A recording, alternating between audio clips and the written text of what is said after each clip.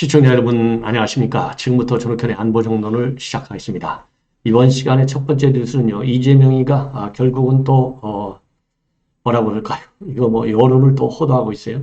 이태원 파출소를 오늘 갔습니다. 자, 이태원 파출소로 가가지고 뭐 하는 거 뻔한 거 아니겠습니까? 자, 굉장히 고생을 많이 했다. 뭐 이런 얘기를 이제 하는 거죠. 자, 그런데 이 진실성이 이제 문제인 겁니다.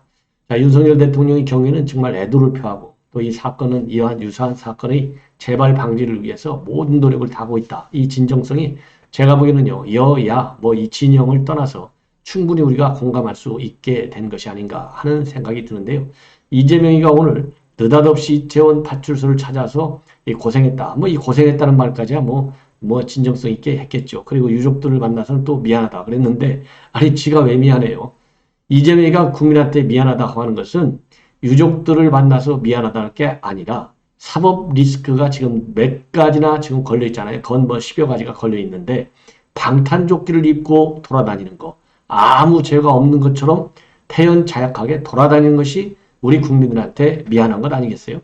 여기에 대해서 미안하다 얘기를 해야 될 거 아니에요? 그리고 여기 진정으로 말이죠. 조의를 표하고 정말 이 현장을 좀 보고 싶고 그래서 이러한 사고가 다시는 일어나지 않도록 예방책을 강구하고 당 차원에서 이런 걸 가려면요. 거기에 맞게 가야죠. 이 따라가는 사람들이 이거 뭐 대통령보다 더 많이 따라다녀요. 자, 이태원 참사 대책본부 본부장이 박찬대, 부본부장 이성만. 저 같으면 이 중에 한 명만 가면 돼요. 둘 다 따라갔어요. 자, 그리고 또 이름도 많아. 복잡해요. 사고수습단, 대책본부 본부장이 있고 또 사고수습단이 있는 모양인데 사고수습단 단장이 누구냐? 남인순, 또 신현영, 전용기. 그 다음에 또 국민추모단이 있는가 봐요. 거의 민병덕. 또 진상조사단이 또 따로 있는가 봐요. 단장 김규홍. 이게 몇 명이에요? 이렇게 해서 부대를 몰고 갔어요. 이거 새 과시하는 겁니까? 그렇잖아요. 왜 이런 사고가 났느냐? 지금 언론에서 우리 국민들이 많이 걱정하는 게 바로 뭡니까? 문재인의 알박기 인사 때문에 이 사고가 났다. 이 인재가 누구냐? 문재인 대통령이 금년도 1월 달에 갖다 박아놓고 간 사람 아니냐? 그러니까 말이죠. 사고 다 난 거 알면서도 밥도 한 20여 분간 충분하게 설렁탕 한 그릇 먹는데 20여 분간 먹어요. 전화를 받고 나서도. 그리고 차 안에서 1시간 동안을 낭비해. 걸어가는 것은 또 뒷짐지고 걸어가. 현장에 도착해서는 이태원 파출소 옥상에 올라가서 지켜나 보고 앉아있어. 이게 이임제 때문에 이 사고가 이렇게 커진 것 아니에요? 그런데 이렇게 새를 몰고 가고 예. 야, 그러면서 말이죠. 작년에는 재원 인력이 있지 않았느냐. 이렇게 해서 작년과 금년을 대비해서 마치 금년도에 엄청난 윤석열 정부의 경찰이 잘못한 것처럼 보이려고 하는. 그러니까 이성만이가 옆에 있다가 올해에도 교통기동대는 25명이 왔다. 그러니까 작년이랑 비교하면 기동대가 없었던 것이다. 이렇게 꼬집는 발언을 하고 예. 그러면서 작년에는 차도하고 인도 분리하는 경비 계획이 있었는데 실제로 차도와 인도가 분리됐는데 올해는 그런 게 없었다. 예. 이렇게 또 비판을 해요.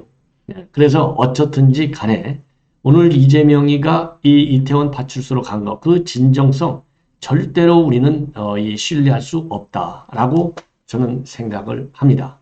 그러면서요.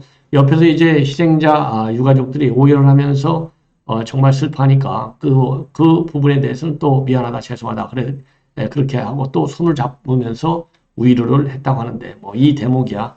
뭐, 사람이면 정말 그 슬픔을 같이 할 수밖에 없죠. 그러면 왜 제가 이재명이는 진정성이 없다. 거짓말로 일관하는 이재명의 입만 뻑하면 이건 거짓말 아니냐. 이렇게밖에 볼 수 없는 이유, 근거가 있어요, 근거.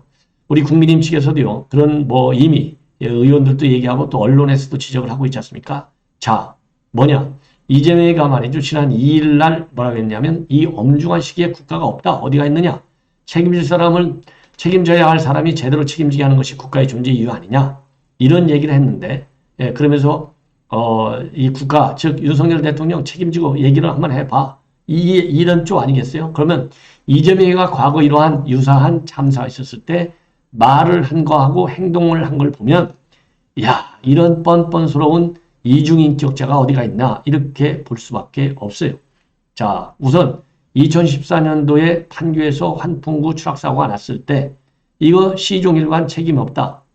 이런 입장을 가졌어요. 그래서 사고대책본부를 성남시청에다가 세우자. 그러니까 내가 무슨 성남시가 잘못이 있느냐. 못 세우게 했고요. 그리고 사고대책본부장을 맡는 거.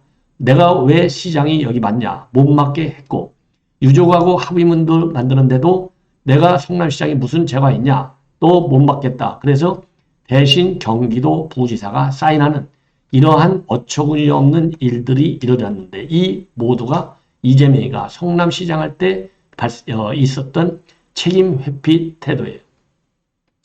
그리고 지난번 이 경기도지사 할 때 2020년도죠. 이천의 물류센터에서 대형 화재가 발생했잖아요. 그런데 저 포항인가 어디죠? 어디에서 떡볶이 먹방 촬영하고 있었지 않습니까? 황교익인가요? 예, 맛 칼럼니스트 황교익하고 떡볶이 먹방 유튜브 촬영하고 있었어요. 이게 이재명의 본심이고 이재명의 실체가 바로 이렇게 되어 있는 사람이에요. 그런데 지금 느닷없이 지금 이태원 참사가 나니까 이거를 정쟁화 시키기 위해서 현장에 가서 미안하다 유족들한테 작년하고는 차이가 뭐가 있느냐 이러면서 현 정부의 책임론을 부각시키려고 하는 거. 그러면서 이재명이가 대표로 있는 민주당에서는 경찰이 셀프 조사하는 거 믿을 수 없다. 그래서 국정조사를 하자. 그리고 특검을 하자. 이렇게 나오고 있잖아요. 근데 경찰을 셀프 조사 믿을 수 없게 만들어 놓은 게 누구냐? 바로 민주당이에요. 뭐냐? 검수완박 아니에요? 그러니까 자기들이 지금 경찰 수사를 못 믿겠다고 했는데 경찰만 수사하게 해놓은 게 민주당의 검수완박법이에요.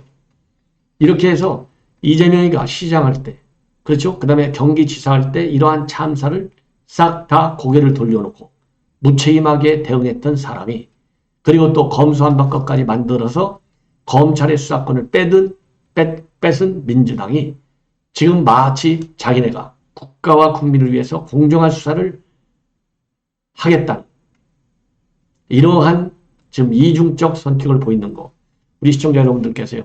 꼭 좀 잘 기억하셔가지고 2024년도에 이런 검수완박법을 주도적으로 다른 국회의원들 전부 낙산시켜야 된다. 이런 저는 판단을 합니다. 그리고 또 하나 이 문재인 정권의 이 비리들이요. 문제점들이 윤석열 정부 들어와가지고 하나씩 다 터지는 거예요. 그 책임을 뒤집어 엎어 씌우려고 지금 여의도에서 난리를 치는 겁니다. 이번에는 또 하나 뭐가 문재인 정권에서 문제냐. 여러분들 2019년도에 탈북어민 2명을 강제 북송시켜가지고 이거는 현재 검찰에서 수사가 진행되고 있어요. 예, 강제 북송 사건 여러분들 다 아시지 않습니까? 이대진 씨의 피살 사건에 대한 정부의 무책임, 그 다음에 이 북한 어선 선언의 강제 북송 이거 관련해서 한변이 말이죠. 이 한변 여러분들 뭐 잘 아시죠? 이 우리 우파 변호사 단체죠. 이 한변에서 이거 문제가 많다. 그러니까 이제 한반도 인권과 통일을 위한 변호사 모임인데 국가인권위에 강제 북송한 것은 이거는 그야말로 이건 잘못된 것이다. 예, 반인도적인 정부 조치다. 그래서 이 사건을 제대로 좀 조사해서 구제를 해야 된다. 이러한 진정을 국가인권위에 그러니까 2020년도에 낸 바 있어요. 딱 이걸 내니까 국가인권위에서 기각 처분을 했어요. 기각 처리. 기각이 아니고 이 법률적 용어로는요. 이 한변의 진정을 각하하는 조치를 내렸습니다. 자, 각하하는 조치. 뭐라고 하면서 이제 각하하는 조치를 내렸느냐? 이게 이제 2020년도 12월에 내렸는데 피해자들이 이미 북한으로 추방된 상태에서 현실적인 조사의 어려움이 있다. 예. 그러면서 각하 처분을 하니까 여기에 대해서 한변이 진정을 각하한 것은 잘못됐다. 그래서 아예 국가인권의 결정은 문제가 있다. 그러면서 공식적으로 소송을 제기했는데 1심에 이어서 최근에 2심에서도 지금 이제 우리 한변이 승소하고 이 국가인권위가 패소하게 됐어요. 근데 이거를 상고하려면 이 8일 안에 상고를 해야 되는데 이 인권위에서 국가인권위에서 상고를 포기했다고 합니다. 왜? 이미 이제 어제가 이제 8일 0시잖아요. 8일 0시까지 이 상고를 해야 되는데 이 상고 조치를 안 하는 거예요. 그 바람에 2심 판결이 이제 굳어진 겁니다. 그래서 1심에서는 이제 뭐라고 판결이 됐느냐? 지난 3월에 떨어진 판결인데요. 단순한 사실조사의 어려움이나 사건의 정치적 성격으로 인한 판단의 곤란함을 이유로 해서 진정을 각하하는 것은 특별한 사정이 없는 한 허용되지 않는다.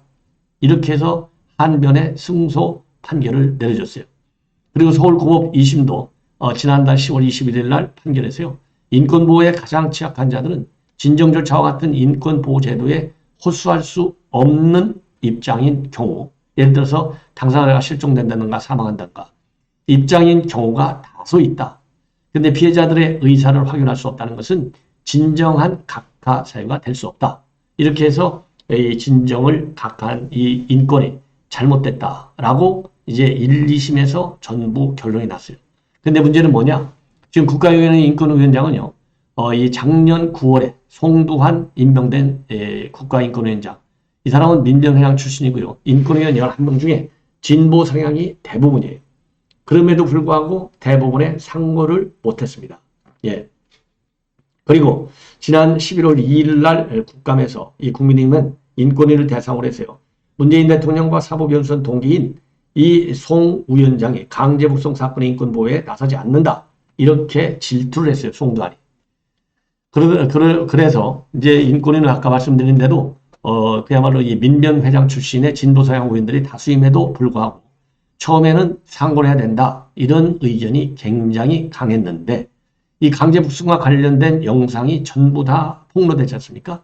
그래서 이걸 보면 얼마나 인권 침해 상태가 심각한 상태에서 강제 북송이 이루어졌는지 우리가 눈으로 다 확인된 것 아니에요? 그리고 현재 지금 검찰이 수사가 진행 중에 있지 않습니까?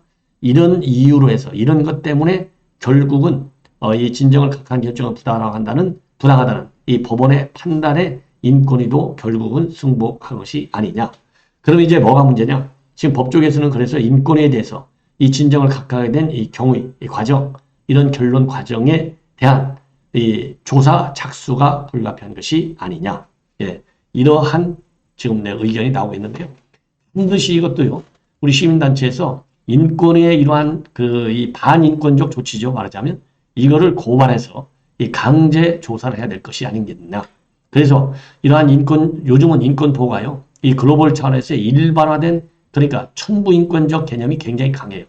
거의 무조건하고 특별한 사정이 없으면 보호를 받게 되어 있는 것이 인권 보호입니다. 그런데 이 정치적인 이유가 아니겠습니까? 예. 이렇게 진정을 각하한, 이거는 이제 인권위가 인권위의 본연의 기능을 저는 방해한 것이다. 이렇게 봅니다. 그래서 다시는 이러한 사례가 발생하지 않도록 하기 위해서라도 이번에 강제 수사를 받아야 될 것 아니겠나. 이렇게 생각이 들어요. 자, 이번에는 이제 저도 간략하게 한번 언급한 바가 있는데 서욱 국방부 장관, 그러니까 서해 공무원 피살 진상 은폐 사건과 관련해서 이 관련 민수정부에서 그러니까 월북으로 몰아가는데 방해가 되는 모든 첩보가 뜨는 이거는 싹 다 없애버리라, 삭제하라. 이 혐의로 인해서 그러니까 기존 증거의 은폐 이런 혐의로 인해서 구속영장이 발부돼 가지고요. 지난 20일 날 구속영장이 발부돼서 구속된 상태에서 재판으로 넘어가게 되어 있어요. 그런데 구속기간은 마침 본래 내일까지였습니다. 그런데 지난 7일 날 구속 적부심 심판을 청구했는데요. 바로 어제 이 결론이 인용이 됐습니다. 그래서 쉽게 얘기해서요, 풀려 나왔어요.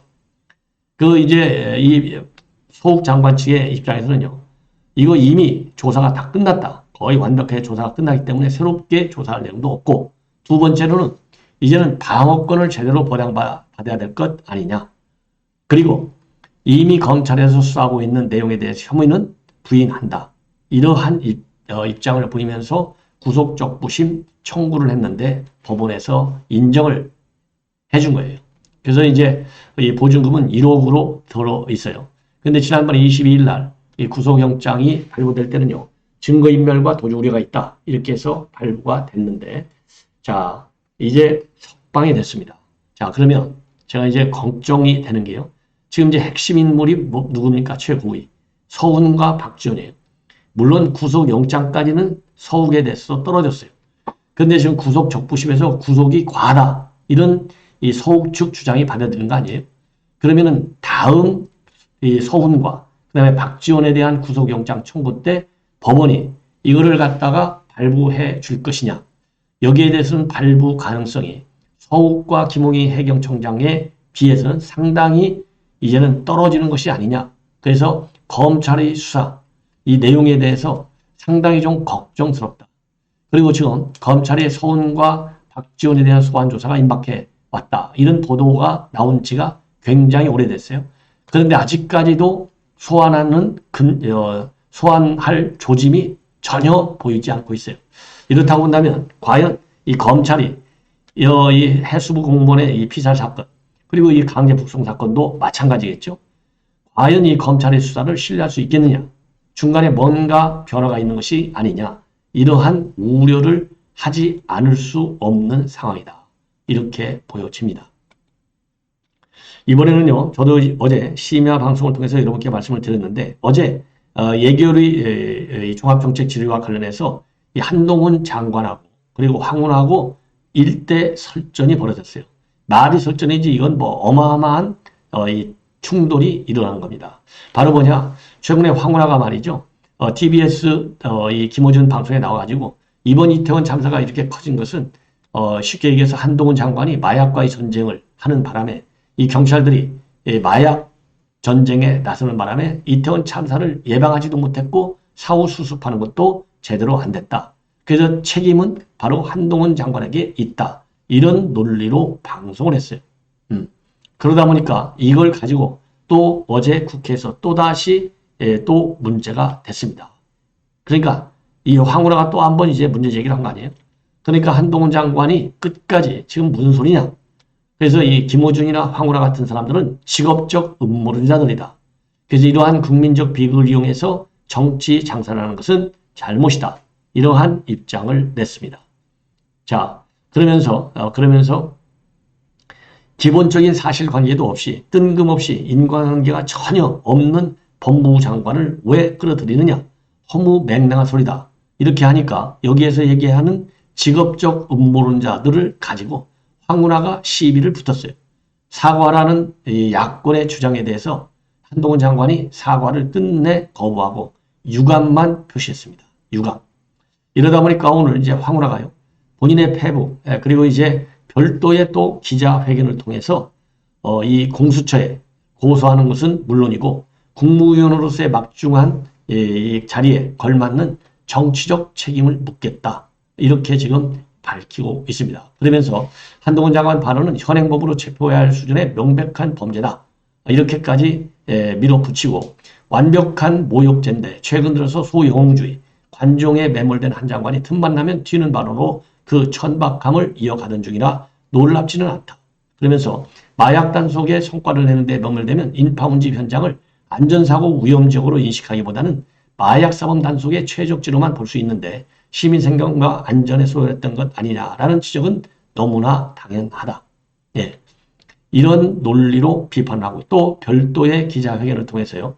참사 원인 규명을 위한 합리적인 의문을 제기했을 뿐인데 국민과 국회를 모욕하는 한 장관은 즉시 사퇴하고 국민과 국회에 사죄하라.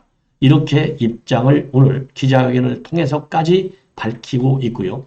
그리고 민주당이 전부 다 달려들었어요. 대변인까지 나서서 이 한 장관의 말대로 하면 국민은 음모론자이고 국민을 대신해서 물은 국회의원은 직업적 음모론자냐. 그리고 진성준이도요. 문건을 보고 읽었던 것으로 봐서는 미리 준비한 발언이 아니냐. 이런 의혹까지 제기되는데 오만방자한 태도다. 이런 입장을 내보였습니다. 그렇게 되니까 한 장관은 오늘 또 이 국회에서 출석하기 전에 기자들한테 민주당의 사과 요구를 어떻게 생각하냐라는 질문에 대해서 사과는 허황된 음모론을 퍼뜨린 사람들이 해야 한다. 예, 이건 옳은 얘기죠. 예, 이렇게 확고한 원칙적 이 입장을 계속 다시 한번 밝히고 있습니다. 자, 한동훈 장관에게 좀 힘을 실어줘야 될 것 같아요. 자, 이번에는요. 역시 유병호 감사원 사무총장이 최근에 지난달 31일로 지금 조선일보가 단독 보도하고 있는데요. 감사원 확대 간부위에서 뭐라고 지시했느냐. 감사기관과 수사기관 간의 협조가 굉장히 중요하다. 그래서 수사기관에 협조할 만한 것은 협조를 하되 선제적으로 먼저 협조를 하라. 그러면 수사에도 도움이 굉장히 많이 되고 좋은 관계가 형성될 수 있다. 그러면서 예컨대 예컨대 지금 이 월선 원전 1호 재판이 진행되고 있지 않습니까? 이 재판이 진행되고 있는데 이럴 때 이 관련 직원들이 증인으로 출석하는 것이 공소유지에 큰 도움이 되는 경우에는 선제적으로 협조하면서 수사기관과의 공조체제를 다져라 이런 지시를 했다고 합니다. 여러분들 참고적으로 이 월성 원전 1호기 감사에 대한 이 불만으로 문재인 정권에서 유병호 사무총장이 연수원장으로 비감사부서로 좌천된 바 있지 않습니까? 자, 그런데 역시 초지일관, 이 지금 재판 과정, 또 이 검찰의 보완적 수사, 이 문제, 왜냐하면 지금 배임 혐의, 문재인 대통령에 대한 배임까지도 염두에 두고 지금 검찰 보완 수사가 진행되고 있지 않습니까? 자, 그래서 특별히, 선제적으로 좀 지원하라. 이러한 지시를 내는 것이 아닌가 하는 생각이 듭니다. 그리고요, 윤희근 이 청장이 결국은 제가 보니까 지금 똑같은데요. 한덕수 총리도 아직 사퇴 의사를 밝힌 적이 없다. 이상민 장관도 마찬가지. 지금 더 중요한 일을 현재 위치에서 최선을 다해서 하겠다. 그렇게 얘기를 했는데요. 이 윤희근 경찰청장도 책임 있는 공직자로서 현재 상황을 수습하고 재발 방지책을 마련하는 길이 더 어려운 길이라고 생각한다. 그러면서 사퇴 의사를 밝힌 적도 없고 이 어려운 길을 선택해 나가겠다. 이러한 입장을 보였습니다. 그래서 이 모두가 이 사태에 대해서는 원칙적으로 선을 확실하게 그어놓고 있는 상황이다. 라는 점을 여러분께 말씀을 드립니다. 시청자 여러분 이렇게 해서 본 방송은 마치고요. 이번에는요. 바로 이어서는 지금 이제 풍산개가 지금 난리가 났어요. 뭐 뉴스들이 또 풍산개 관련된 뉴스들이 어마어마하게 쏟아져 나오고 있습니다. 그래서 풍산개 플러스 알파 뉴스들을 전해드리도록 하겠습니다. 알람을 설정해서 많이 시청해 주시면 대단히 고맙겠습니다. 감사합니다.